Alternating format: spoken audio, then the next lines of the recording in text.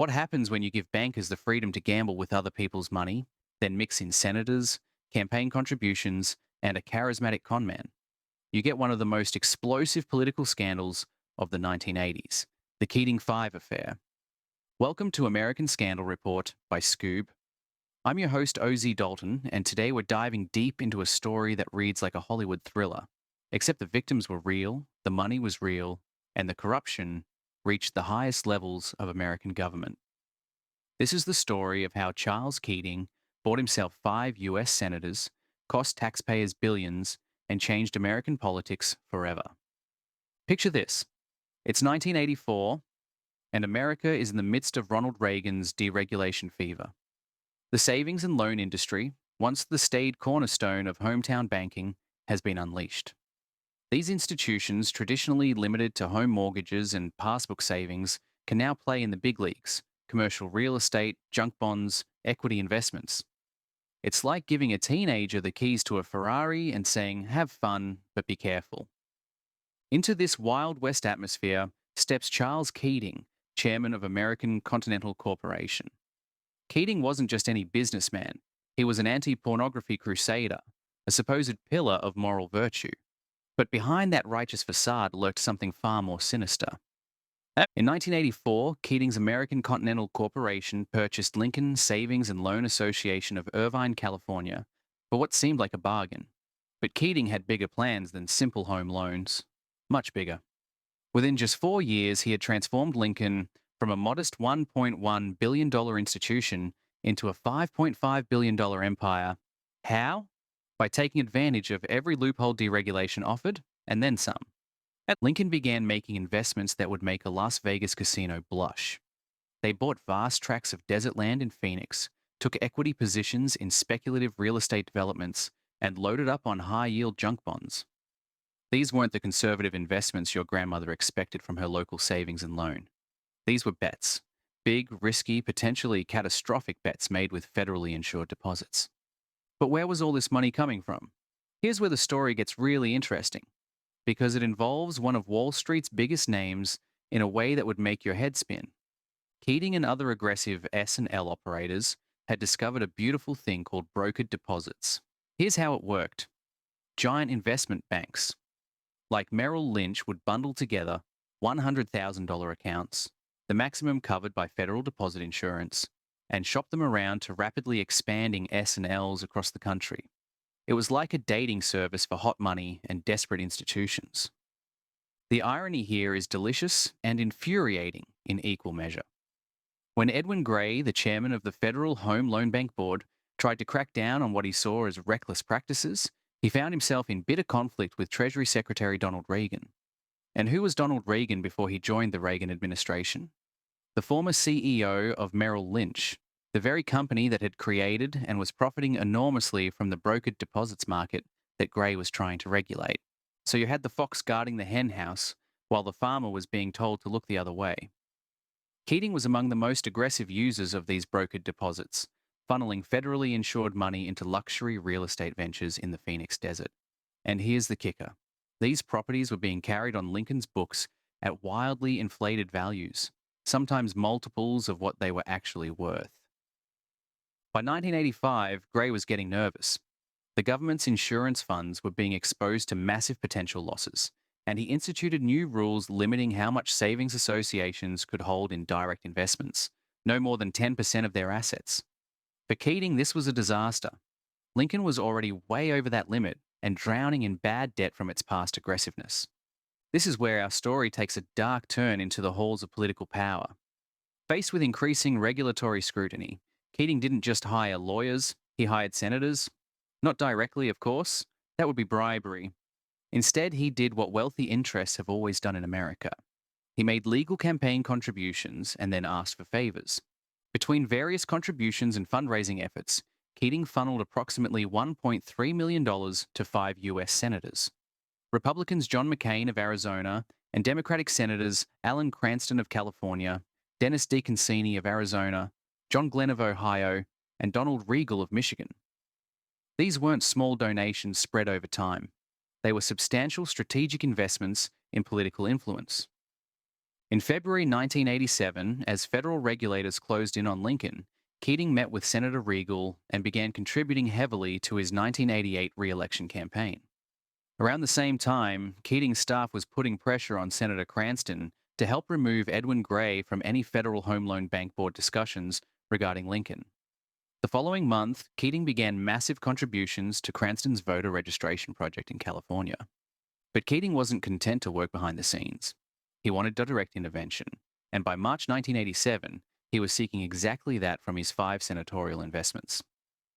Senator Regal informed FHLBB Chairman Gray that several Western senators were increasingly concerned about the agency's regulation of Lincoln and advised, I think you need to meet with the senators. You'll be getting a call.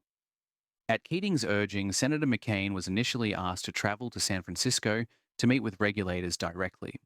To his credit, McCain declined, expressing discomfort with interfering in a regulatory matter. This didn't sit well with Keating, who privately called McCain a wimp. The tension culminated in what witnesses described as a contentious meeting between Keating and McCain on March 24th. What happened next was either garden variety constituent service or a brazen attempt to obstruct justice, depending on your perspective. On April 2nd, 1987, in the Capitol Hill office of Senator DeConcini, an extraordinary meeting took place. Present were FHLBB Chairman Edwin Gray and 4 senators, Cranston, Glenn, McCain, and DeConcini himself. The senators specifically requested that no staff be present, always a red flag when public officials are conducting public business. DeConcini opened the meeting by expressing concerns about Lincoln savings. Gray, perhaps wisely, said he lacked detailed knowledge of Lincoln's specific situation and suggested the senators speak directly with the regulators in the FHLBB's San Francisco office. He even offered to arrange such a meeting. That follow-up meeting took place just a week later, on April 9th, again in DeConcini's office. This time, 3 San Francisco regulators faced off against 5 senators: Cranston, DeConcini, Glenn, McCain, and now Regal as well. The regulators would later describe this meeting as highly unusual and said they felt they were being pressured by what appeared to be a unified front. DeConcini again opened the discussion, but this time the gloves were off. We wanted to meet with you because we have determined that potential actions of yours could injure a constituent. Senator Glenn tried to maintain some semblance of propriety, saying, one of our jobs as elected officials is to help constituents in a proper fashion. ACC is a big employer and important to the local economy. I wouldn't want any special favors for them. I don't want any part of our conversation to be improper. But then Glenn's language became more direct and threatening. You should charge them or get off their backs. DeConcini followed up with what can only be described as barely veiled intimidation. What's wrong with this if they are willing to clean up their act? It's very unusual for us to have a company that could be put out of business by its regulators. And then came the moment that changed everything. The regulators revealed their trump card. Lincoln Savings wasn't just in regulatory trouble. It was under criminal investigation on multiple serious charges. The senators weren't just pressuring regulators to go easy on a struggling business. They were potentially obstructing a criminal investigation. McCain's reaction was immediate and telling. He promptly severed all ties with Keating, apparently recognizing that he had been played by a master manipulator. Despite the explosive revelations in that April meeting, the regulatory machinery ground on with agonizing slowness. In May 1987, the San Francisco regulators completed their report and recommended that Lincoln Savings be seized immediately due to unsound lending practices. But Chairman Gray, nearing the end of his term, made a fateful decision. He opted not to act on the recommendation. Gray's reasoning was politically savvy but ultimately disastrous for taxpayers and investors. He explained that his adversarial relationship with Keating could make any enforcement action appear vindictive, and he suggested that his incoming replacement handle the decision instead. It was a classic case of passing the buck, but this buck was worth billions. Keating, meanwhile, wasn't sitting idle. He filed a lawsuit against the FHLBB, accusing it of leaking confidential information about Lincoln. More importantly, the new FHLBB chairman, M. Danny Wall, was seen as far more sympathetic to Keating's position than Gray had been. When Wall reviewed the San Francisco regulator's damning report, he did exactly what Keating hoped he would do: nothing. Wall claimed the evidence was insufficient to justify government intervention, despite clear documentation of massive violations and potential criminal activity. Behind the scenes, Wall's spokesperson was working directly with Keating's attorneys to kill negative news stories about Lincoln. As one FHLBB official later admitted in a deposition, "We spent a lot of time with the staff of ACC trying to kill stories we felt were inappropriate relative to Lincoln/ACC. This wasn't just regulatory capture, it was regulatory corruption at the highest levels. While politicians and regulators played their games, real people were being destroyed. Some of the most heartbreaking victims were elderly investors who trusted Charles Keating with their life savings." This part of the story transformed the Keating scandal from a business page curiosity into a front page human tragedy. American Continental sold approximately $250 million in bonds through 29 Lincoln Savings branch offices throughout California. Here's the cruel genius of the scheme. These bonds lacked federal deposit insurance, but they were sold directly from Lincoln branch offices by people who looked and acted like bank employees. Elderly customers, many of whom had banked with savings and loans their entire lives, naturally assumed that anything sold from a bank lobby carried federal protection against loss. They were tragically wrong. The stories that emerged were devastating. An 80-year-old Southern California woman who was legally blind was chauffeured by American Continental officials to a Lincoln branch office after being persuaded to invest $30,000 in what would become worthless paper. Ramona Jacobs of Glendale, California, invested $11,000 in American Continental bonds, planning to use the funds to buy a van for her disabled daughter. These weren't sophisticated investors, gambling with play money. They were ordinary Americans who trusted a system that betrayed them. When American Continental collapsed, some 25,000 small investors were left holding approximately $200 million in worthless paper. The switchboard at American Continental's Phoenix headquarters was flooded with calls from panicked bondholders who couldn't understand how their safe bank investments had disappeared overnight. This human element proved crucial for media coverage. As one observer noted, because the disaster could be personalized, television began paying attention. The Wall Street Journal's editorial page was particularly aggressive, publishing a scathing editorial titled "World's Greatest Senatorial Shills" that actually printed the office phone numbers of Senators Cranston and DeConcini and urged defrauded investors to call them directly. The House of Cards finally collapsed in April 1989 when federal regulators seized Lincoln Savings and American Continental filed for bankruptcy. The numbers were staggering. Lincoln's failure alone would cost the federal government $4 billion. But the human and political costs were just beginning to be calculated. Charles Keating, the moral crusader who had bought senators and gambled with billions in federally insured deposits, finally faced justice. He was convicted of 17 counts of securities fraud in Los Angeles County Superior Court, sentenced to 10 years in prison, and fined $250,000. U.S. District Judge Stanley Sporkin offered this biting observation. It is abundantly clear that ACC's officials abused their positions with respect to Lincoln. Keating ultimately served 4.5 years in prison, though his convictions were later overturned on appeal, and he eventually pleaded guilty to lesser federal charges. The Office of Thrift Supervision sued him for $130.5 million in restitution and banned him from ever participating in the affairs of a federally insured financial institution again. But Keating's fate was just the beginning of the reckoning. The Senate Ethics Committee launched a comprehensive investigation into the conduct of the 5 senators who had intervened on his behalf. Their findings would rock American politics and end careers. The committee found substantial credible evidence of misconduct by Senator Cranston for his intervention on Keating's behalf. Cranston, facing certain censure or expulsion, chose not to seek re-election. The other senators received official rebukes of varying severity, but all saw their political reputations severely damaged. For John McCain, the Keating Five scandal would haunt him for the rest of his political career. He faced pointed criticism during his presidential campaigns in 2000 and 2008. The Wall Street Journal captured the personal toll. Senator McCain ruefully observes that during 5 years, he spent as a prisoner of war in North Vietnam. Even the Vietnamese didn't question my integrity. Here's perhaps the most frustrating part of the entire Keating Five saga. The story was broken not by the New York Times, the Washington Post, or any major newspaper, but by a small trade publication called National Thrift News in September 1987. Reporter Michael Binstein had uncovered the explosive details of the senators' meetings with regulators, but the mainstream media largely ignored it for nearly 2 years. The staff at National Thrift News knew they had something special. They even copyrighted their story to force other news organizations to credit them.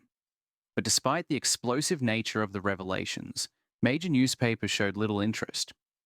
The Los Angeles Times ran a small item inside its business section the day after the story broke. The Washington Post briefly mentioned the meeting in the fourth to last paragraph of a broader story months later.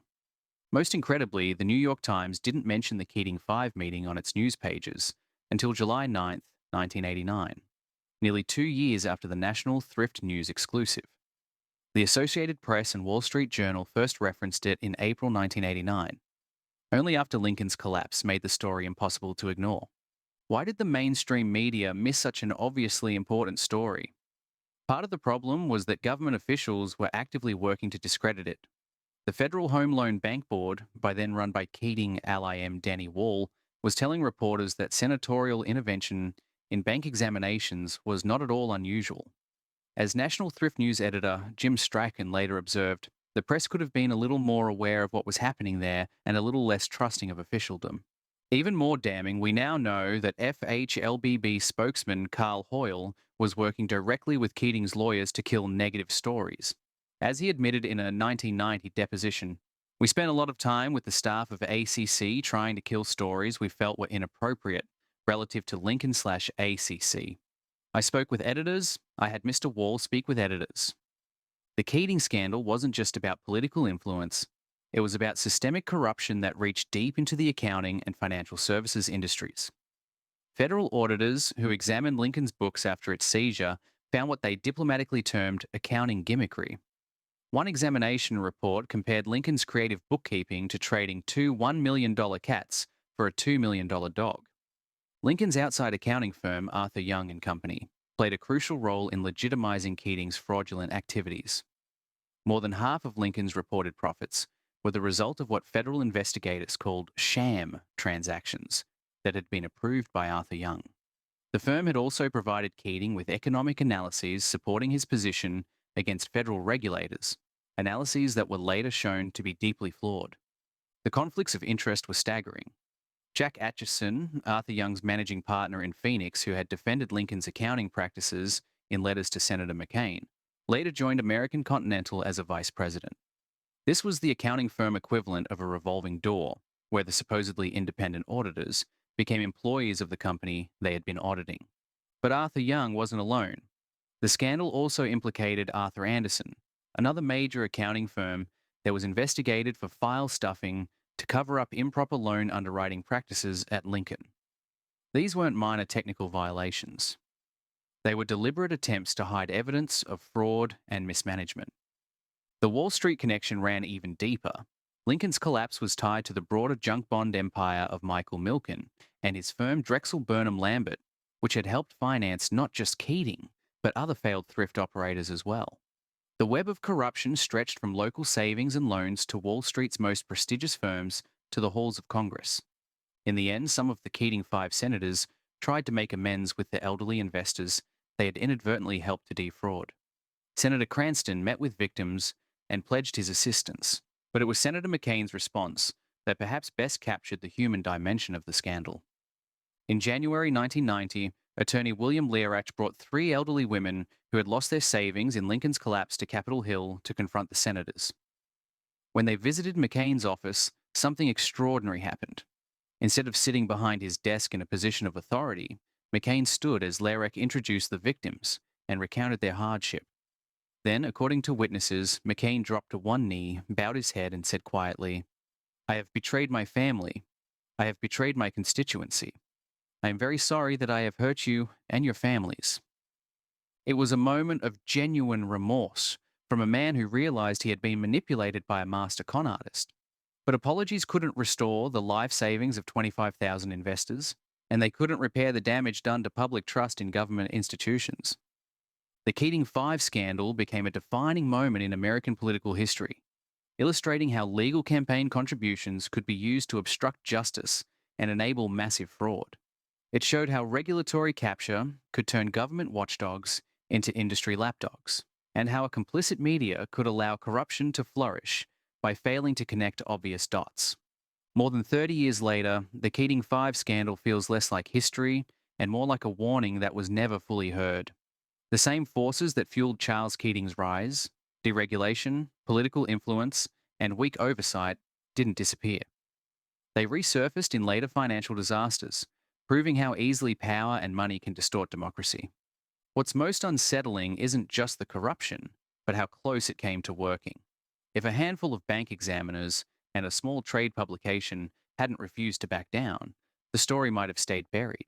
And behind the headlines were real people, elderly investors who trusted the system, only to have their savings and security wiped away. But here's the question that still lingers: how much of this is truly behind us?